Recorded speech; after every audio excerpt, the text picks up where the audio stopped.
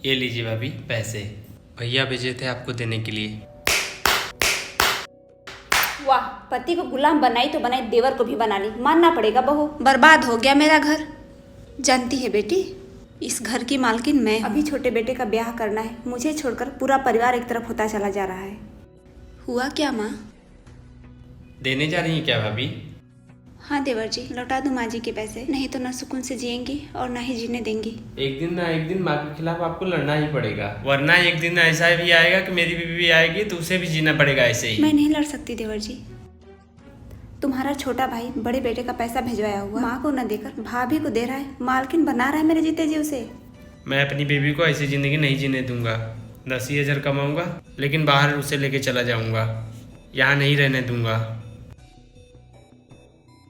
पहले की तरह माँ के बेटे होते तो माँ के कहने पर 2-4 झापड़ लगा दिए रहते बीबी को, लेकिन नहीं, अब के बेटों को तो माँ से प्यारी हो गई है ना बीबियाँ उनको। प्यारी नहीं है माँ, शांति चाहते हैं बेटे। इतनी छोटी छोटी बातों को लेकर घर में कलेश क्यों करती रहती है हमेशा?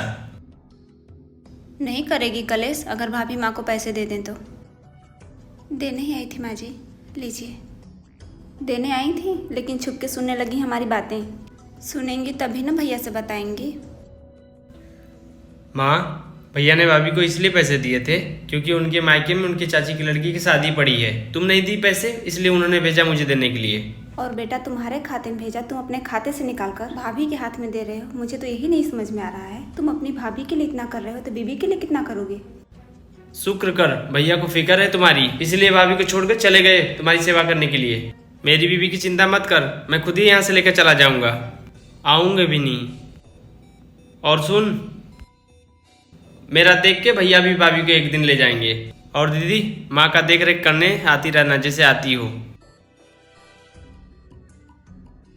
कर ले माँ, जो पास है कदर, नहीं तो दोनों हाथ से निकल जाएंगी, फिर मैं भी नहीं आ पाऊंगी, क्योंकि मैं ससुराल से बस काम से बचने के लिए यहाँ आती हूँ।